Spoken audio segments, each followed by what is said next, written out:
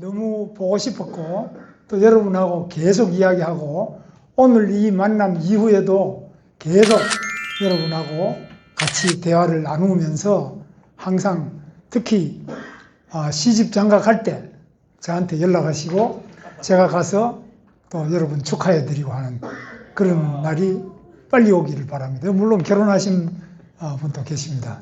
오늘 아주 훌륭하신 분들이 이렇게 많이 오시고 여러분들은 오늘 이렇게 오셨습니다만은 이 자리에서 공부하는 자리가 아니고 여러분 꿈을 키우는 자리, 여러분 꿈을 이루는 자리, 그리고 여러분 꿈이 온 세상 사람들에게 꿈이 되고 희망이 되고 빛이 되는 그러한 만남을 저는 가지고 싶습니다.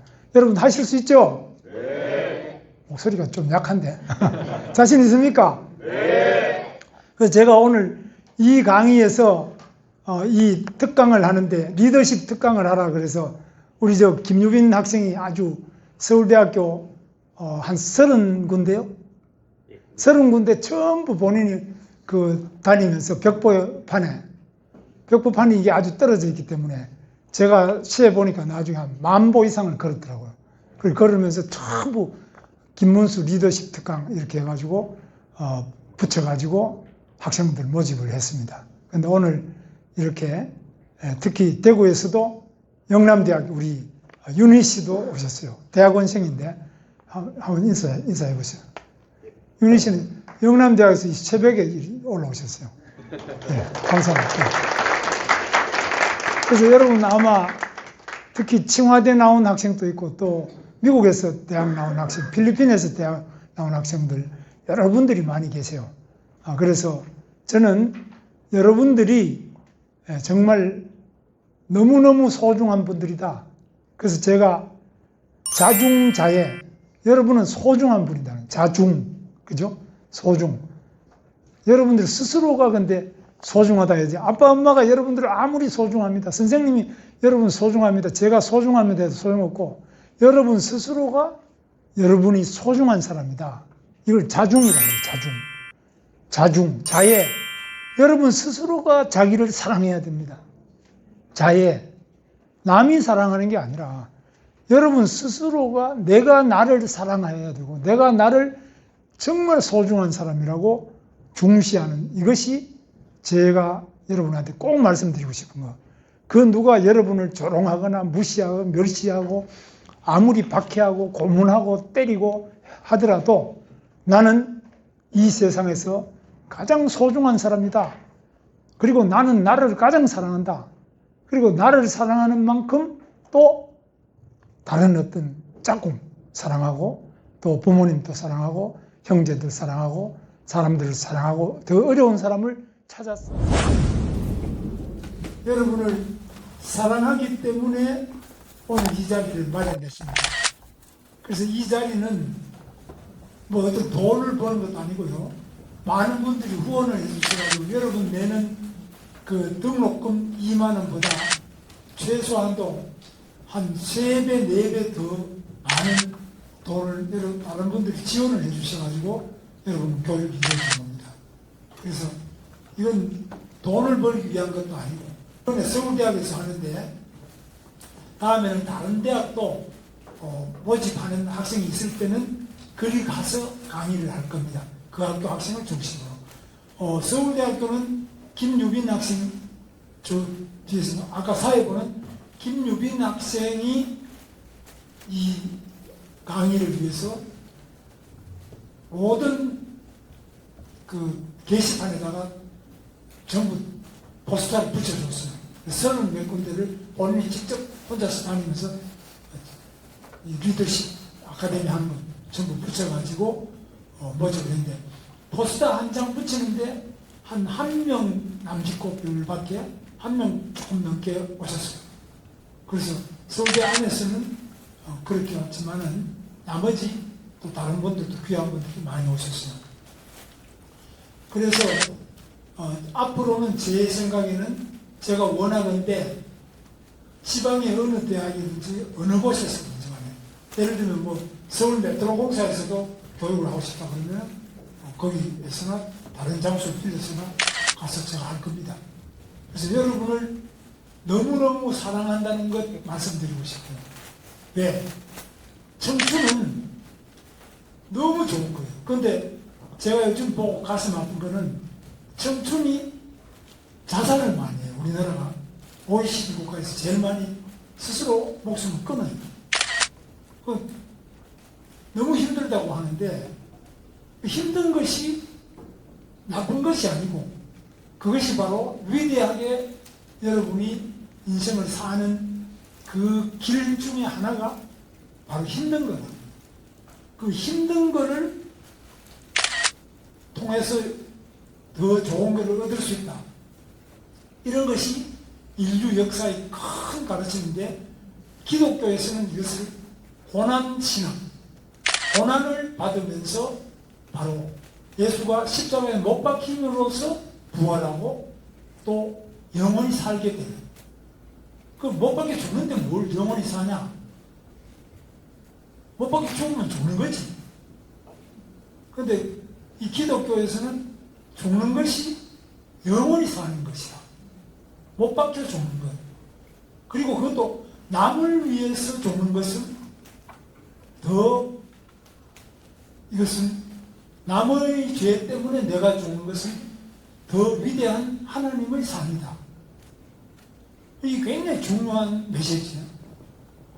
고난은 고난이 아니라 고난이 있기 때문에 바로 여러분이 위대해져. 고난받는 자만이 위대해질 수 있는 거예요. 고난받지 않는 사람은 위대해질 수 없고 훌륭해질 수도 없고 성공할 수도 없고 영원히 살 수도 없다. 그래서 아까 이승만 대통령 이야기했지만 고난을 통해서 감옥으로 5년 7개월간 살았어요. 그러니까 고난을 통해서 위대해져. 그래서 그런 것들이 여러분들이 살아가면서 고난을 마주할 때 어떻게 맞이하느냐. 그러니까 고난이 고난이냐, 이 고난을 내가 더 위대한 발전의 기회로 받아들이느냐, 여기에 대해서 제가 오늘 말씀드리고 있습니다. 자, 그래서 저는 우리 대한민국의 역사가 고난의 역사가 식민지도 되고 조선시대 때는 식민지보다 더 아픈 많은 그 노예도 많았고요. 조선시대 때 그걸 좋은 사람도 너무너무 많았어요. 조선 말기 그 어려운 때에 태어나가지고 또 나라가 망해서 식민지가 돼서 이게 식민지로 끝난 게 또 아니고 또 나라가 분단이 됐어요. 허리가 반쪽 잘라져서 남북이 서로 나눠서 전쟁이 또 일어났어요. 그런 속에서 우리 대한민국은 위대한 나라가 되고 있습니다. 세계 역사에 아마 이 지구상에 있었던 그 어떤 나라보다 위대한 나라로 발전하고 있다고 저는 믿고 그 위대한 사람의 징표, 그 심볼이 여러분.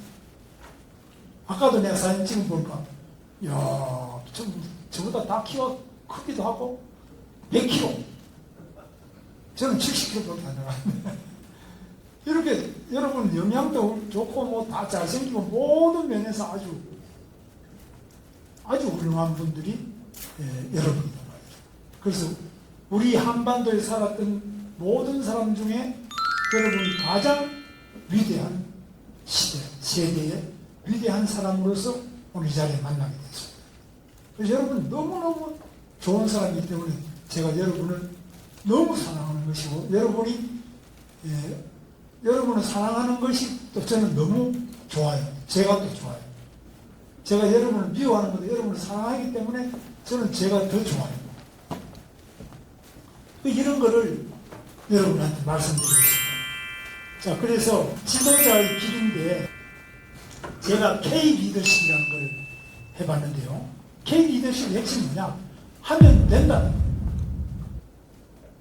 할 수 있다. 또 우리가 함께 같이 해보자. 이게 K-리더십의 핵심입니다. 제가 오늘 말씀드릴 수 있는 것은 이승만, 박정희, 정주영, 이병식 이런 사람 뿐만 아니라 오늘도 아침 신문 보니까 어떤 기업이 있는데 매우 훌륭한 분들이 많아요. 우리가 모르는, 이름도 모르는 많은 분이 있는데, 저는 인생을 조금 더 살았기 때문에 얼마나 많은 기업이 지금도 이 이병철, 정주영보다 더 위대한 사람들이 지금도 막 자라고 있어요. 그리고 그 사람보다 더 위대한 사람이 여러분 중에는 우리가 지금까지 듣도 보도 못한 위대한 삶을 여러분이 살고 있고 앞으로 살아갈 거라고 믿습니다. 그래서 오늘은 이렇게 이승만, 박정희는 혁명가예요. 이병철, 정주영 기업가 정신. 이 부분은 이따 최승로 자유기업은 원장이 또 와서 해주시는데, 그리고 제가 살아왔던 길, 그리고 앞으로 우리 대한민국이 어떤 쪽으로 갈 거냐 하는 그런 내용입니다. 자, 그래서 우선 지도자라는 것은 스스로가 지도자가 되기를 마음 먹어야 지도자가 되는 겁니다. 누가 시켜서 되는 게 아니고 스스로가 마음을 먹고 뜻을 세워서 끊임없이 도전하는 자만이 지도자입니다. 이승만은 아까 여러분 보셨습니다만은 이분은 예제학당, 개화운동, 투옥이 감옥을 이분은 5년 7개월간 감옥 살게 됐어요. 5년 7개월. 박근혜 대통령이 한 4년 남짓했고요. 저는 한 2년 6개월밖에 안 했어요. 그런데 이 감옥에 당시 한성 감옥이라는 것은 지금 종로에 가보시면은 종로에 거기에 전봉준 종로 2가 보시가 가고 거기가 한성 감옥자리인데 거기에 갇혀가지고 5년 7개월 감옥살이하고 미국 유학을 하고 독립운동 건국하고 이런데 이승만 대통령의 말씀 중에는 뭉치면 살고 흩어지면 죽는다 이렇게 해놨죠. 그래서 이 뱀이 나와 있는 이 장면, 이것은 미국의 13개 주가 합치지 않으면 다 죽는다 이래서 단계를 호소하는 건데, 지금 또 우리나라에도 많이 필요한 건데 지금 우선 나라가 분단이 되어 있는 정도니까 더 말할 필요가 없이 어려움 속에서 이승만 대통령 때는 농지개혁을 했는데요. 좀 보시면 농지개혁은 북한은 이 농지를 전부 다 국가에서 다 가져가 버렸어요. 북한에는 사유지가 없어요. 다 국유, 모든 땅이 다 국유지. 그런데 우리는 땅을 다 개인에게 나눠줬어요. 농민들한테 나눠줬어요. 집도 다 개인 집. 북한은 다 그것이 국가의 집이지. 국가에서 배급을 줄 집도. 땅도 다 국가가 가지고 거기 경작하거나 국유로 이렇게 땅을 경작을 하고 소유하고 이래요. 그런데 공장도 마찬가지로 우리나라는 이승만 대통령 때는 이렇게 민속재산 불화.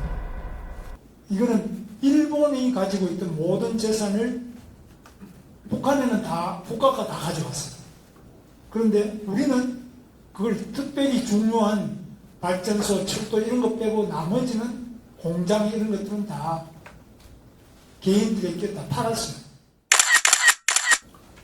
일본의 소화 기린 맥주 이게 일본 기업이었는데 일본 사람들은 모든 재산을 다 미군이 다 뺏어갔고 그 다음에 이것을 우리나라에 전부 다 우리나라 사람한테 나눠 분할을 했는데 돈 주고 팔았는데 아주 싸게 팔았어요. 그 오비 맥주, 삿포로 맥주 이거는 하이트 진로, 뭐 SK 같은 경우는 성경직물이 SK 성경직물이 되고 이렇게 나가오카 제과는 해태 제과 이런 식으로 여기 보시는 표대로 이렇게 되어 있습니다.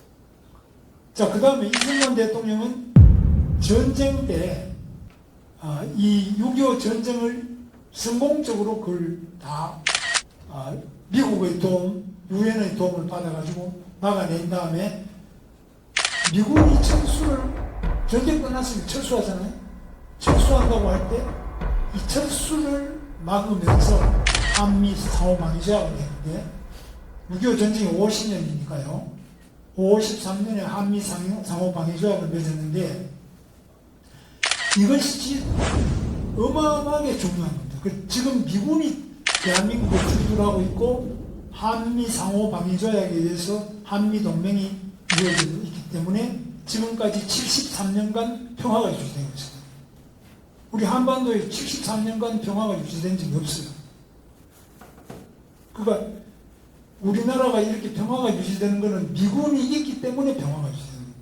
미군이 없으면은 보세요. 미군이 없으면은 북한이 무슨 원자 폭탄을 갖고 있죠. 중국도 원자 폭탄을 갖고 있죠. 러시아도 원자 폭탄을 갖고 있죠. 우리나라 주변에 북한, 중국, 러시아 다 원자 폭탄 갖고 있어요. 우리는 없잖아요.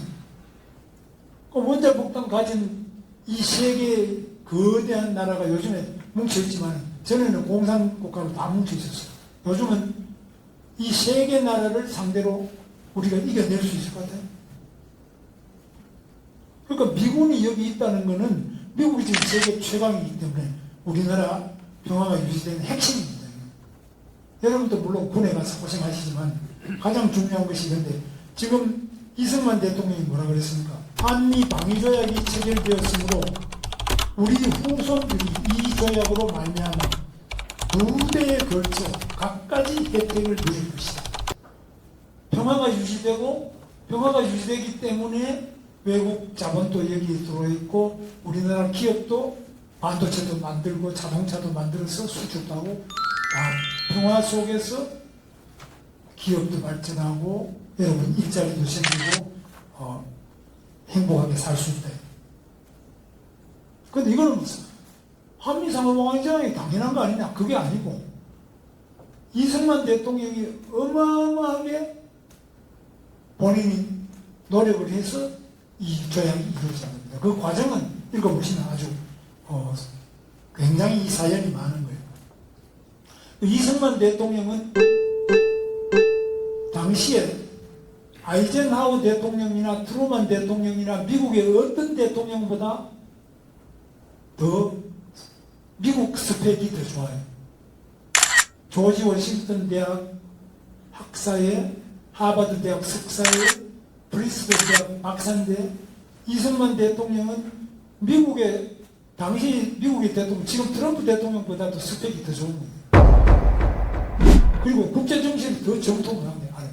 워낙 좋은 학교를 학사, 석사, 박사를 다 하고 또 영어를 하든지 세계가 돌아가는 정세든지 인간 만사 뭘 이야기하더라도 미국 사람보다 훨씬 지적 수준이 높아요. 세계 최고의 스펙과 최고의 지성과 세계 최고의 통찰력을 갖춘 사람이에요. 아까 보셨지만 재팬 인사이드 아웃 미국 사람도 아무도 일본이 미국 사람들을 침략한다는 생각을 못했는데 이승만은 한 겁니다. 그래서 이런 압도적인 이승만 대통령의 지적 능력과 세계를 바라보는 통찰력과 강력한 추진력 이런 걸 가지고 미국 사람들은 팔을 비틀어 가지고 이 조약을 만든 겁니다. 미국이 그 엄청난 나라가 선정 국가가 우리나라하고 서로 상호 방위조약 미국이 침략당할 때는 우리가 가서 보여주고 우리가 침략당하면 미국이 와서 하는데 미국이 뭐 침략당할 이유도 별로 없을 거고 우리가 가서 도와준 데를 얼마나 그러나 서로 대등하게 이런 조약을 맺은 것은 이거는 이승만 대통령 아니면 생각도 못하고 맺지도 않은 거고 그때까지 미국의 어느 나라하고도 이런 조약을 맺은 역사가 없습니다. 미국 역사에서도 최초로 이런 역사를 맺었습니다. 이승만 대통령이 해내서 그 덕택에 지금까지 이렇게 전쟁 없이 여러분이 살고 있는 거고 그 전에 1949년 6.25 전쟁 1년 전에 미군이 철수를 했어요. 철수하고 딱 1년 만에 방식이에요. 미군이 빠지니까 스탈린, 모택동, 김일성 3명이 딱 짜고 침략해서 6.25 전쟁이 일어납니다. 또 미국이 나가버리면 휴전에서 나갔다 그러면 이거 유지가 안 된다. 이래서 이 조약을 맺습니다.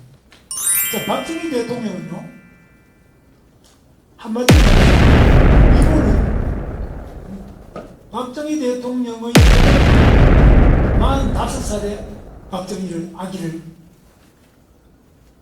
가졌어요. 45살. 근데 자기 딸도 시집간 딸도 이 어머니, 자기 어머니보다 더 빨리 또 아이를 가졌어요. 그러니까 박정희 대통령 어머니가 자기 딸하고 같이 임신을 해가지고 아기를 가지려고 하면 창피하잖아요. 거기다 애도 너무 많고, 박정희 대통령이 막내인데, 아이고, 45살이나 돼가지고 아기를 가졌으니까, 그 위에 형제들이 6명이고 7번째 이렇게 가진 겁니다. 그러니까, 아기를 떼려고 그, 버들강아지 뿌리 이런 걸 다려서 먹는데, 그게 좀 독한가 봐요. 그게 안 떨어지거든. 그러니까 집단 위에 이렇게 집하고 나무를 해는 나무 땅 위에 올라가서 위에서 점프를 해서 뛰어내려가지고 충격을 줘서 낙태를 하려거든요. 애가 안 떨어져. 그래서 디딜방아라는 거 여러분 아시는지 몰라도 디딜방아로 이렇게 곡식을 찢는 디딜방아 거기에 자기 배를 놓고 배를 디딜방아로 그냥 찧어가지고 했는데 그래도 애가 안 떨어져. 그래서 할 수 없이 애를 낳기를 하자. 낳으면 자기가 포대로 사서 갖다 버리려고 할 수 없구나. 안 떨어지는구나. 자기 어머니조차도 박정희를 창피하게 생각하고 그냥 낙태를 시키려고 했는데 낙태가 안 된.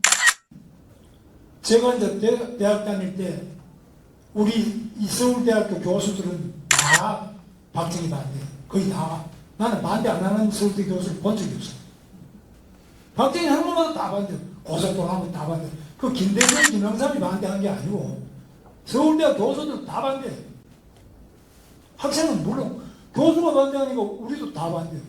교수들이 학교 강의 시간에 들어가지고 계속 박정희 고속도로 안 됐다는 거고, 박정희가 자동차 만들자면 자동차 안 됐다.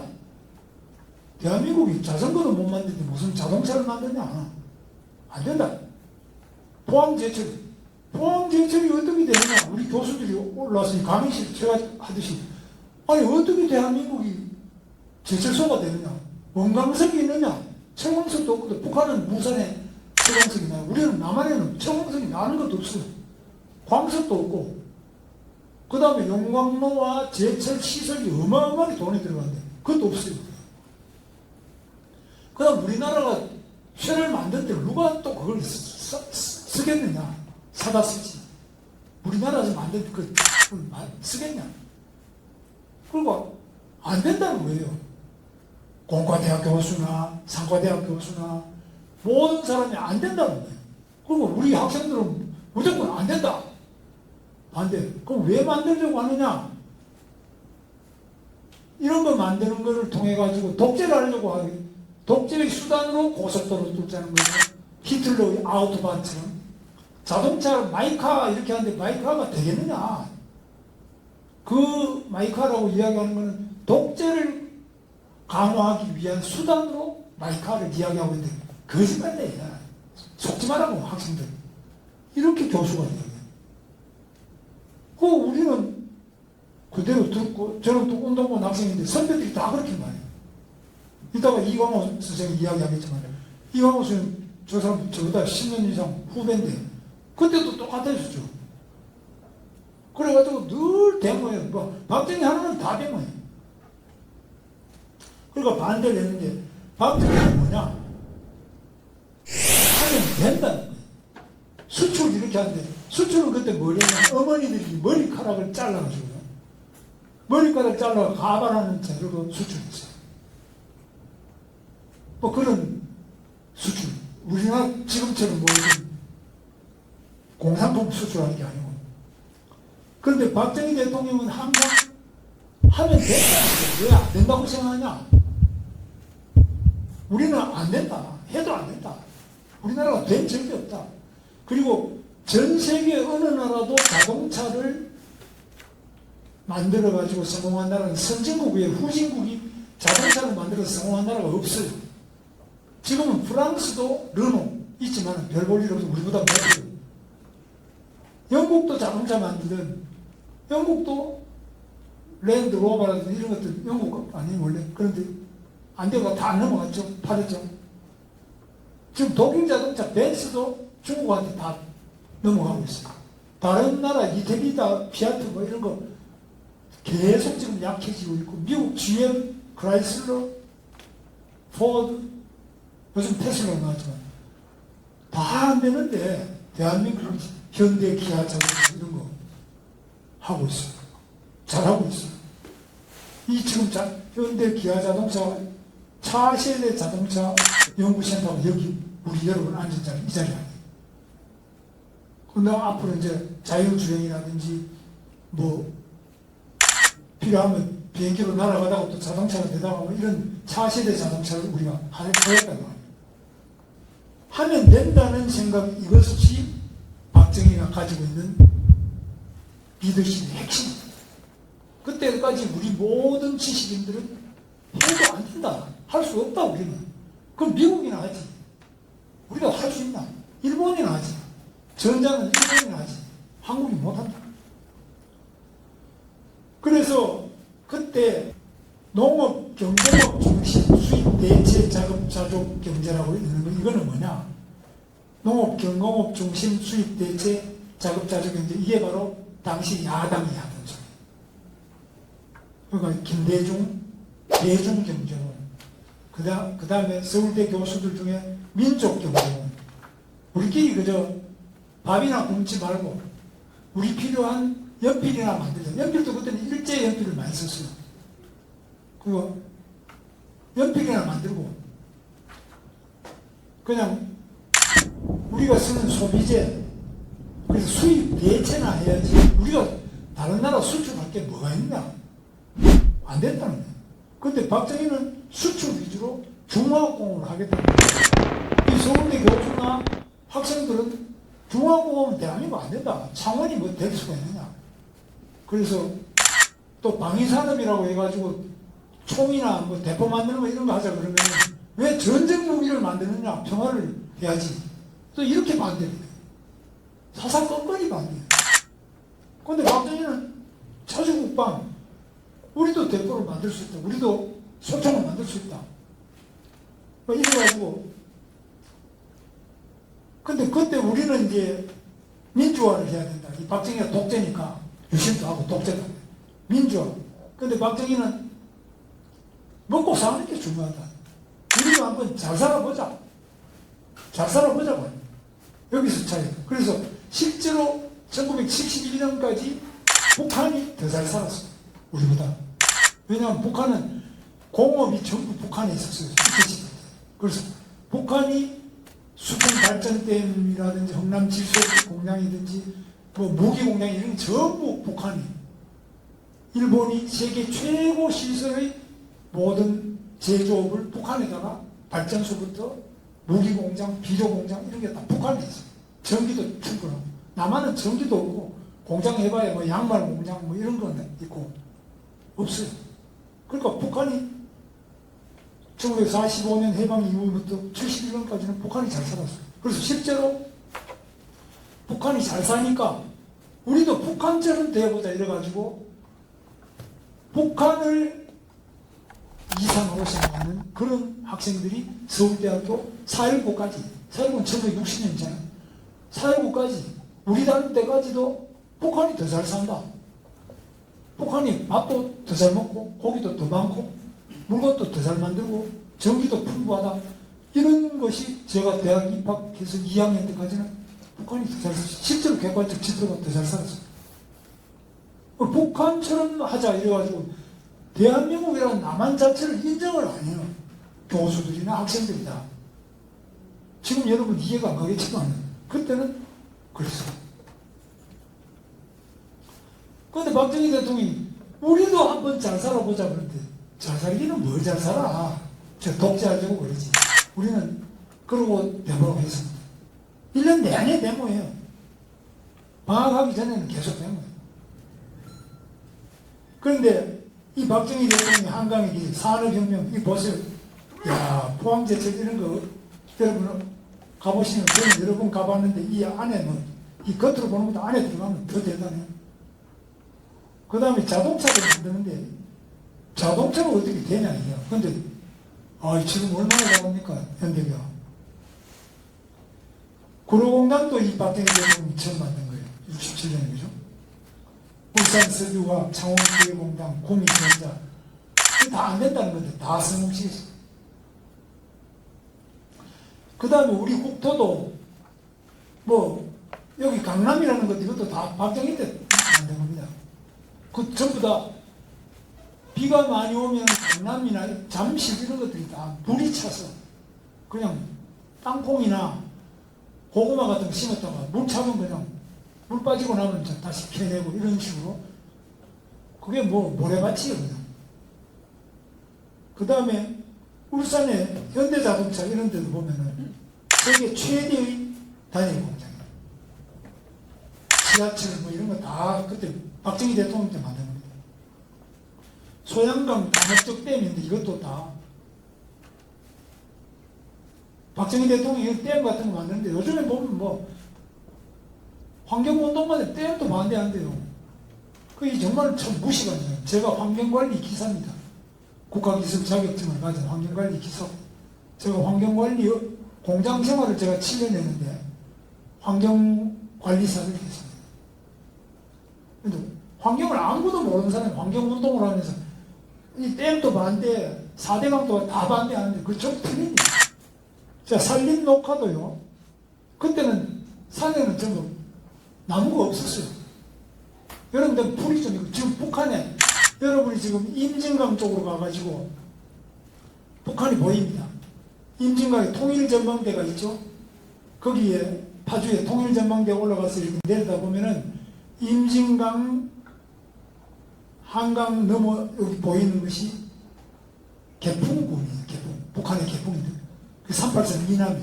근데 북한 땅인데, 북한 땅에는 밤에도 보면 북한 땅에는 밤에 전기불이 없고 깜깜하고 전기불 보이는 데는 김포나 파주 고향이고요. 전기불 없는 데는 북한 개풍이고요.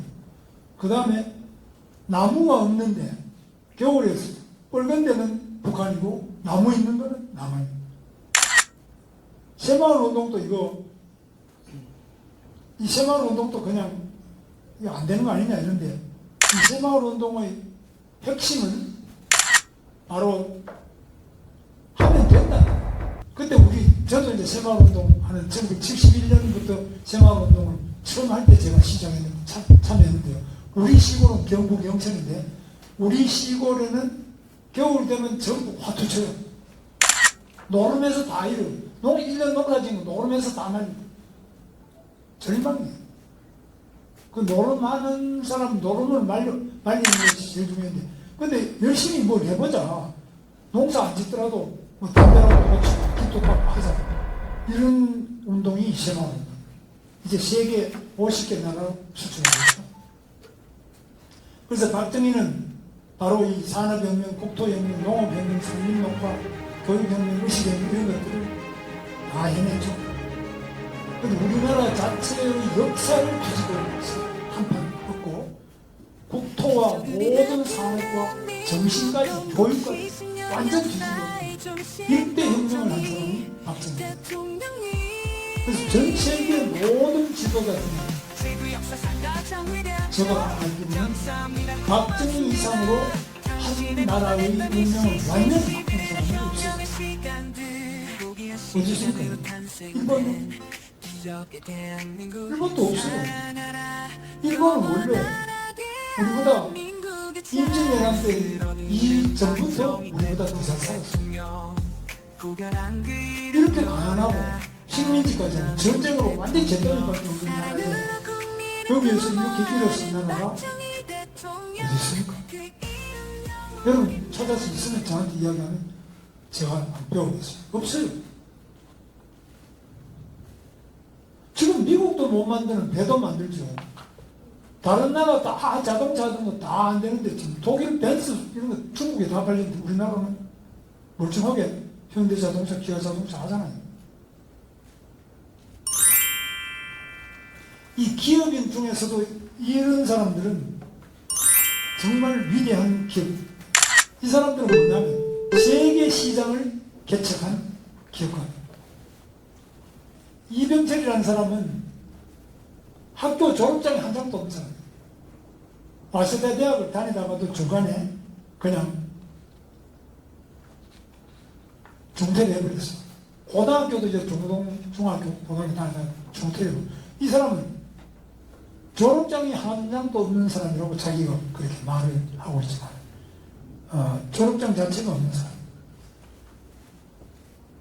근데 여러분, 뭐, 졸업장 없다고 해가지고, 그럼 삼성 같은 이런데, 세계 좋은 대학 나온 사람 다 그 시험 치려고 머리를 삼매고 있잖아요. 근데 그 삼성을 만든 사람은 졸업장이 한 장도 없어. 근데 이분은 일본을 배워가지고 일본에 가서 일본 기업하는 걸 많이 배우고 실패도 엄청 많이 했어요. 중간에 다 떨어먹어서 죽으려고 생각도 하고 많이 했던 사람인데 이 양반이 이렇게 오늘 삼성을 만드는 사람. 삼성은 지금 세계적인 기업 아닙니까? 근데 이 이병철이 박정희 혁명한 다음에 잡혀가서 다 감옥에 다 집어넣으려고 그러니까 박정희하고 만나가서 이야기를 한참 해요. 그럼 기업인이 없이는 경제를 어떻게 합니까? 북한처럼 북한은 공무원이 다 하는 겁니다. 당원이나 공무원보다 더 정치적인 당원들이 조선노동당이 북한에는 계획경제를 다 해요. 그거 됩니까? 신발 몇 켤레, 모자는 몇 개, 속옷은 몇 개, 겉옷 몇 개.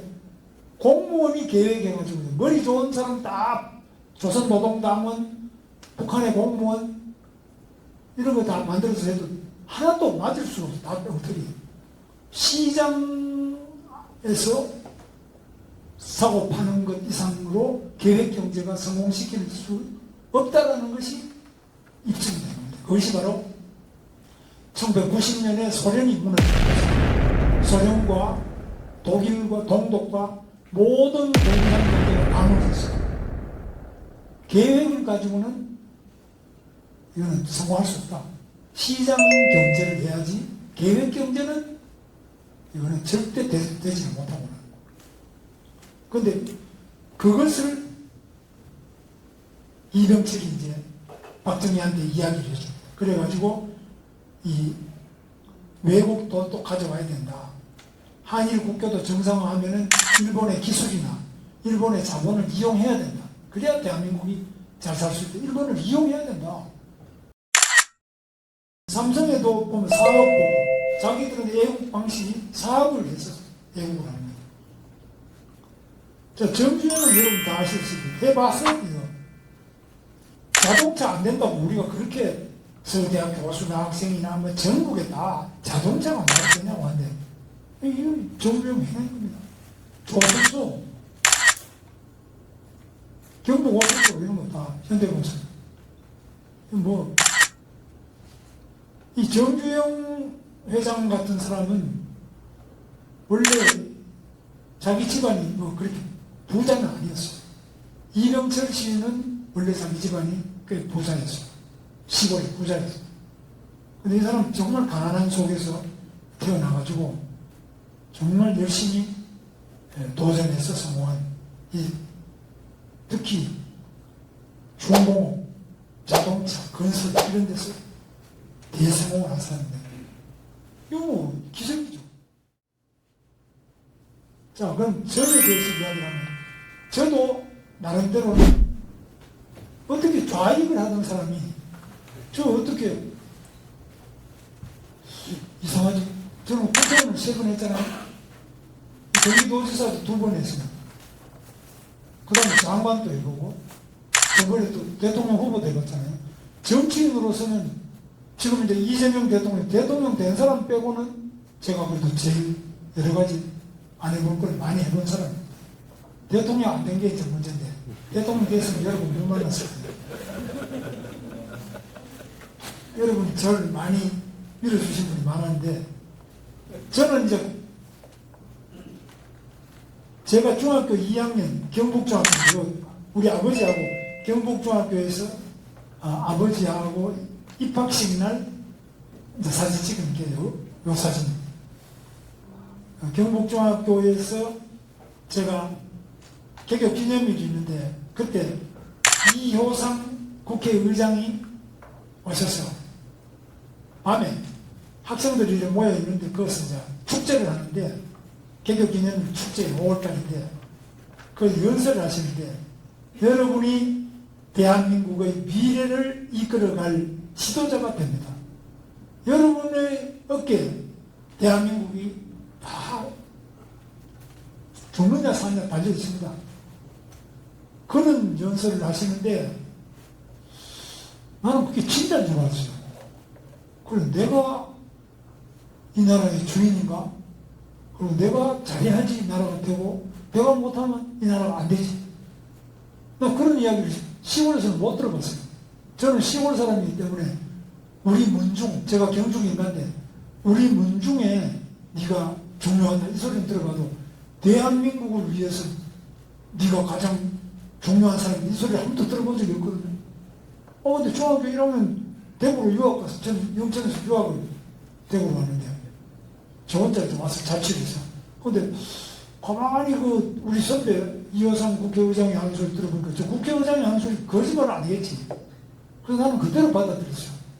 진짜 내가 잘해야 대한민국이 잘 되고, 내가 잘해야 우리나라 우리 국민들이 잘 산다. 그렇게 생각하고 열심히 그냥 공부도 하고 열심히 했어요. 이 나라를 위해서. 그런데 한일 회담이 그때 일어나니까 한일 회담에 그 시위를 막 해가지고 휴교를 많이 해서 우리 학교도 중학교 때 휴교를 했어요. 그래서 이거는 한일 회담 그때 다 반대했어요. 박정희가 일본 만주 공관학교 출신이에요. 만주 공관학교 1등 했어요. 박정희 대통령이. 그 다음에 또 일본 육사를 가서 군인을 하다가 쿠데타를 해서 박정희 대통령이 됐죠. 그러니까 저 사람은 친일파다. 박정희는 일본 군인 출신 친일파다. 그러니까 우리는 한일회담 저게 일본을 위해서 하는 거지. 우리 대한민국은 해롭다. 다시 식민지가 되자는 거 아니냐. 이렇게 선동하는데 거기에 막 넘어가네. 저도 거기 넘어갔어요. 한일회담 반대. 중학생인데. 왜냐하면 고등학교, 대학교 선배들이 다 그냥 반대하는 거. 우리도 반대. 그때는 다 반대했어. 그래가지고 뭐 계엄령부터 뭐 미수령 뭐 이런 게 계속 일어났어. 그 다음에 고등학교 3학년이 되니까 입시가 이제 있는데, 입시 있기 직전에 입시를 그때는 11월 달이었어요. 교육사업을 보는데. 또 박정희 대통령이 3선 개헌을 한다. 대통령 2번 하도록 되어 있는데 헌법을 고쳐가지고 3번 하도록 또 헌법을 고친다고 했어요. 그것도 우리 또 반대했어. 그리고 우리 선생님이 저보고 이제 시위했는데 반성문을 쓰라 그래요. 그 반성문만 쓰면은 좀 봐주도록 위에다가 이야기하겠다. 제가 그랬어요. 아니 반성은 무슨 반성을 합니까 선생님? 나는 교과서에 실려있는 그대로 옳은 이야기를 했는데, 원래 개헌을 삼성개헌 자기 임기를 연장하기 위한 개헌은 잘못 아닙니까? 잘못인데 왜 그걸 반성하라고 그럽니까? 잘못한 거는 반대하고 해야죠. 그러니까 우리 담임 선생님이 아이고 이 답답한 문수야, 내가 하라면 좀 반성문 써라. 아니면 너 학교 못 나온다. 뭐 학교가 중요합니까? 진리가 중요하지 학교가 중요합니까? 내가 이러니까 할 수 없다고 그래가지고 학교 나가지 말라 그래서 못 나갔어요. 학교 못 나가니까 고등학교 3학년이 시험을 봐야 되는데 시험이 2달 앞에 있는데 학교 나가지 말라 그러니까 대학도 못 가는 거죠. 그 우리 집에서 난리 났어요. 그 나는 시골 사람이기 때문에 우리 작은 집에 이제 그 방에 살았는데 작은 집에 작은 아버지가 저를 불러가지고 야, 너 이 대학도 안 가고 뭐 안 할 거냐고. 아, 저는 뭐 괜찮습니다. 대학이 문제가 아니고. 아, 이 나라가 제대로 돼야 되는데 이거 지금 삼성견 잘못됐으니까 난 반대하고 있는데 아무 후회도 없고 난 뭐 내가 생각한 대로 갑니다 이러니까 그만 알았다만 네 마음대로 해라 이러니까. 그래서 뭐 대학이고 뭐고 포기하고 그때는 술도 한잔 하고 막 담배도 한잔 피우면서 아이고 이제 모르겠다 이러고 있는데 또 좀 있으니까 한 2주쯤 있으니까 학교에서 또 한 번만 봐주니까 이제 오라고 그래가지고 다시 가서 이제 학교 좀 다니다가 시험 쳐서 들어온 게 이 대학에 들어왔는데 이 대학은 더 또 문제가 많아요. 완전히 좌익 빵행이들이 아주 돈도 다 빠져. 여기 와서 제가 완전히 신세를 조집니다. 1학년 때부터 막 선배들하고 와가지고 여러분 고시를 하면 되겠습니까? 고등고시 그거 지 혼자 출시하자는 거 아닙니까? 저 이한성 의원 가셨나? 예, 저 계시네. 저 이제 법과대학에 고시하는 사람들 저거는 출세주의자 저런 사람 하면 되겠습니까? 나라를 위해서 희생을 해야지 지 혼자 출시하려고 고시 공부하고 그러지. 이런 대학생활에서 되겠습니까? 속 가만 들고 있어. 그 말이 많더라고요. 그럼 대학 졸업해가지고 무슨 혼자 잘 살려고 취직해서 월급쟁이 생활하고 그게 뭐 사나이가 그런 데 빠져서 되겠냐고. 그것도 또 그렇던데요. 그래서 저는 막 그때 후진국 사회연구회라는 그런 서클에 들어가서 그때부터 막 광주 대단지라는 게 지금 성남의 중원구 수정구예요. 그 청계천에 판잣촌에 있던 사람들 전부 다 밀어가지고 광주 대단지에 텐트 같은 거 하나 주고 텐트 하나 안에 5가구를 집어넣고 먹을 것도 없고 아무도 없어. 그러니까 자기가 나 애를 삶아 먹었다 이런 소문이 날 정도로 아주 비참한 생활을 그리 찾아갔어요. 우리 대학교 서울 다 가서 그 실태조사하러 가서 하고 청계천에 판잣촌 이런 데 그 다음 구로공단 이런 데 가서 공장 생활도 제가 하고 그러면서 정말 어려운 사람들을 위해서 내가 평생을 바쳐야 되겠다. 대학교 이런 게 문제가 아니야. 그렇게 하다가 학교에서 잘릅니다. 대모하다. 잘려다가 또 좀 있으니까 또 박정희 대통령이 한 2년 뒤에는 또 다시 또 오라고 해서 또 들어가서 공부를 하는데 그 다음에 유신을 또 해가지고 10월 무슨 유신을 해가지고 이거 더 독재를 해. 그래서 에이 안 되겠다 해서 전국적으로 해가지고 뒤집어 엎잖아요. 전국에 따라다니면서 했더니만은 와 내일 치면 이렇게 정보가 미리 들어와서 하루 전에 잡으러 오는데 저는 도망가고 있죠. 저 밑에 있던 사람들 다 잡혀갔어요. 그래서 저도 잘리고 뭐.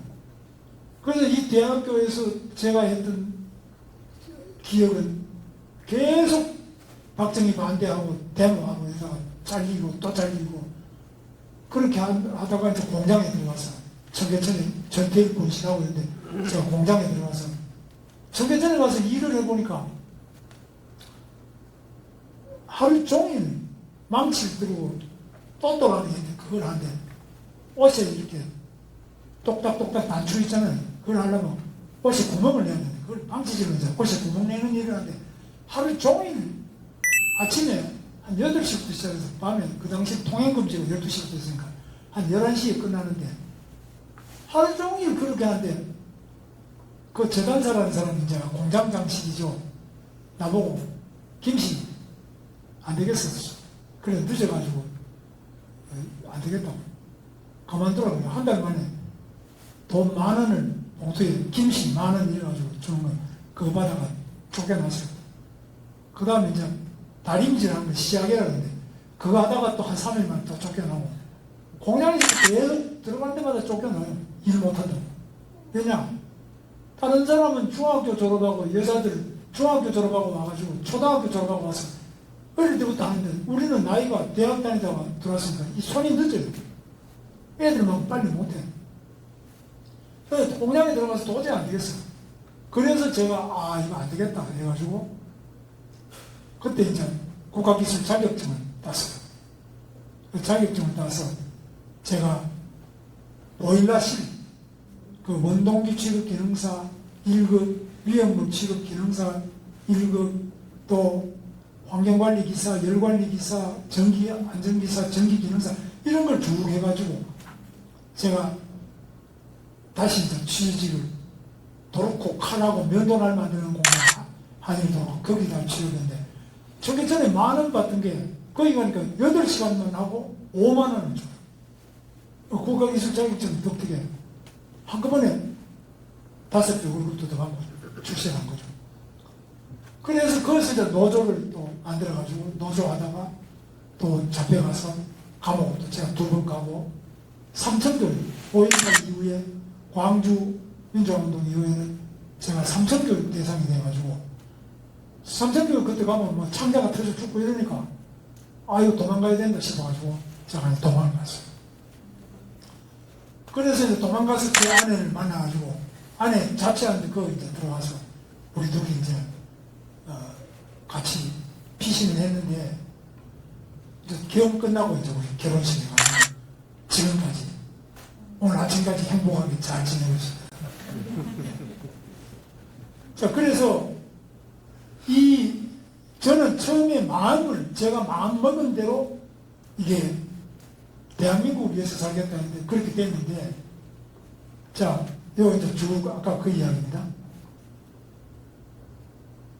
근데 이제 왜 그러면 제가 계속 그렇게 살지? 이제 보통 지금 운동권에서는 그때는 돌아가신 그 이해찬이라는 사람이 서울대 제 1년 후배예요. 근데 이해찬이가 이제 처음으로 민주당에 들어갔어요. 그걸 우리 운동권에서는 이거는 배신자라고 그랬어요. 왜? 우리는 혁명을 해서 살아야 되는데 이 나라를 뒤집어 엎고 민주당이나 뭐 당시에 민자당에 이런데 정당에도 들어가지 말고 저 고시 파스 해가지고 검사나 판사도 되지 말고 공무원도 되지 말고 삼성이나 이런 데 들어가지 말고 그냥 우리는 오직 노동자 농민과 함께 밑에서 혁명을 해야 되는데 그런데 들어가면 안 된다 이래서 이해찬이를 보고도 그때 민주당 들어가는데 그거 다 배신자라고 했어요. 그만큼 이 대학가 전체가 혁명범이었어요. 기존의 모든 제도를 다 반대했어요. 근데 해보니까 소련이 무너지는 거예요. 저는 그때 소련이 제일 우리가 나가야 될 이상향이라고 생각했어요. 소련은 우리 가보지는 못했지만 소련은 그래도 이렇게 뉴스 같은 데 나오는 거 보면은 뭐 멋있는 옷도 입고 다니고 뭐 집도 멋있는 것 같아서 저기 잘 사는 나라인 줄 알았는데 그게 망해버렸어요. 이야, 이 공산주의면 안 되는구나. 소련 무너지고 그 다음에 모든 동독부터 다 무너졌잖아요. 그래서 저건 아니다. 그럼 어떻게 해야 된다? 우리는 그게 제일 좋은 건지 공산주의나 마르크스주의, 레닌주의, 모택동주의 이런 게 최고인 줄 알았는데 그게 형편없는 나라니까. 그래서 결국은 미국, 일본식으로 가는 수밖에 없구나. 이래가지고 제가 생각을 바꿔서 당시에 민자당이라는 1994년 민중당이라는 이거는 요즘에 진보당 비슷하게 뭐 그런 거고요. 이건 운동권의 연장인데 그것도 해봤더니만은 그것도 망해버렸어요. 국회의원 하나도 못 만들고 전국 득표율이 2% 넘어야 된다. 3% 넘어야 된다. 그때 3%가 안 됐어요. 그래서 이제 할 수 없이 쉬고 있는데 우리 김영삼 대통령이 민자당을 같이 해보자 이래가지고 김영삼 대통령 때 민자당에 들어와서 25년 만에 대학을 졸업하고 또 그 다음 국회의원 부천 소사에서 3번 하고 이렇게 쭉 한 겁니다. 그래서 제가 학교 다니면서 그러니까 24년간 제가 살아왔던 길은 운동권, 대한민국을 뒤집어 엎고 완전히 북한 같은 저런 나라 독재는 아니지만 그래도 공산국가나 사회주의 국가를 만들어야 된다는 생각을 가지고 있어요. 그때 서울대학교 운동권의 핵심이 다 그런 식이에요. 이 사람도 아니라 그러지만 다 그래요. 저 요즘도 많아. 아직도 그런 생각 가진 사람이 있어요. 국회의원 중에나. 정말 문제가 있어요. 이런 거를 저는 안 되기 때문에 제가 고백을 하고 이거 고쳤는데, 나는 민주화 운동만 했지 뭐 내가 뭐 좌익을 했냐 이런데, 대한민국 민주화 운동은 그 뿌리가 전부 다 좌익이에요. 그건 좀 하는 이야기 보면 요즘에 쿠팡 때문에 또 미국하고 갈등이 일어나잖아요. 쿠팡도 반미니까 쿠팡은 몰아내야죠. 반미, 반일, 또 반기업, 친북한, 친중국 이런 생각이 이 대학가에 뿌리 깊이 있어서 요즘에는 이제 서울대도 조금밖에 없더라고. 내가 보니까 벽보고 하나 보면 아직 그 뭐 대학생 진보연합이나 이런 데도 있더라면 많이 달라졌어요. 자, 그래서 경기지사를 할 때 제가 여기에 공무원이 청렴해야 된다 이랬는데, 이 경기도는 특히 규제가 많으면은 그 규제를 피하기 위해서 공무원들한테 뇌물을 좀 줘야지만 그걸 좀 빨리 해준다든지 풀어주는 경우가 있어요. 그래서 뇌물이 많은데 제가 보니까 경기도가 전국에서 가장 부패가 많아요. 그래서 이거 깨끗하게 해야 되겠다. 그 돈을 뒷돈을 계속 받아 먹으면은 기업하는 것이 굉장히 힘들고 일반 국민들도 힘들어요. 그래서 이게 청렴정신 부패직사 이래가지고 제가 계속 하고 제 자신이 기업을 위해서 삼성이나 현대, 기아, 또 LG 뭐 이런 데가 SK, 하이닉스 이런 데를 도와줘야 된다. 그래야 우리가 좋은 일자리를 마련할 수 있지 않느냐. 그러니까 이제 또 왜 그런 기업을 도와주라 그랬냐 해가지고 이거는 재벌의 앞잡이다. 김문수. 제가 욕도 많이 먹었어요. 민주당에서도 공격하고 운동본에서도 공격하고 제가 욕을 많이 먹었어요. 그러나 저는 일체 도와주더라도 돈을 받고 안 하니까 아무리 그 사람들이 조사를 하고 또 고발을 해도 제가 문제되는 게 없어요. 왜냐하면 저와 우리 공무원들 일체 돈을 받으면 죽는다, 직사한다. 그렇게 계속 했기 때문에 이런 부분이 성공할 수 있었고요. 지금 이제 GTX라는 게 있는데 GTX 여러분 아시죠? 지금 이제 동탄에서 수서까지, 서울역에서 고향 파주까지 이게 앞으로 곧 원래중으로 연결되는데 그러면 파주에서부터 동탄까지 이게 한 30분 조금 넘게 걸리면 거기까지 40분 도착할 거예요. 그래서 이 GTX는 세계 최고의 교통수단이에요. 도심교통으로. 현재까지도 이런 교통수단은 없어요. 이거 이제 제가 경기도민들이 너무 차가 많이 막히기 때문에 그거를 철도 전문가, 터널 전문가, 도시계획 전문가, 각 전문가를 모셔가지고 계속 한 6개월 이상 스터디를 해서 만들어낸 것이 GTX입니다. 그래서 이건 정말 앞으로 여러분이 엄청난 놀라운 혜택을 앞으로 보게 될 겁니다. 아직까지 하나도 완공이 안 됐지만은 계속 하고 있습니다.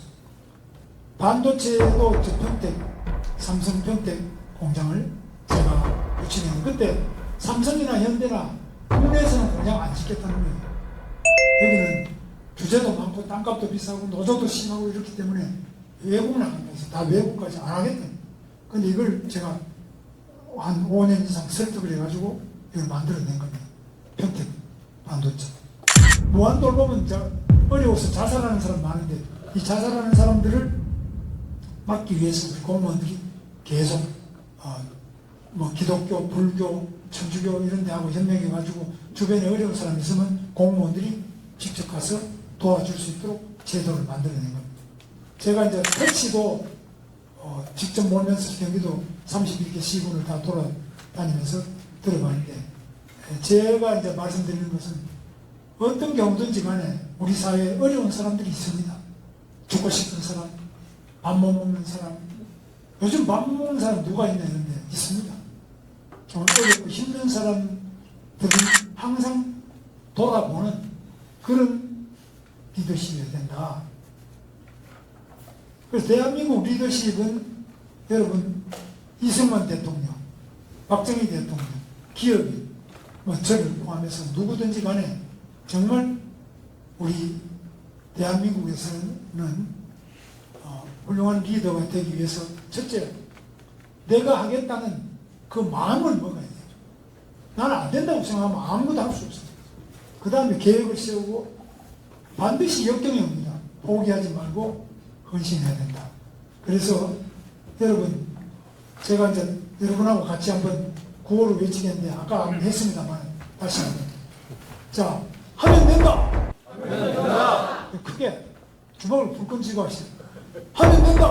하면 된다. 할 수 있다. 할 수 있다. 해보자. 해보자. 예, 그게 핵심입니다.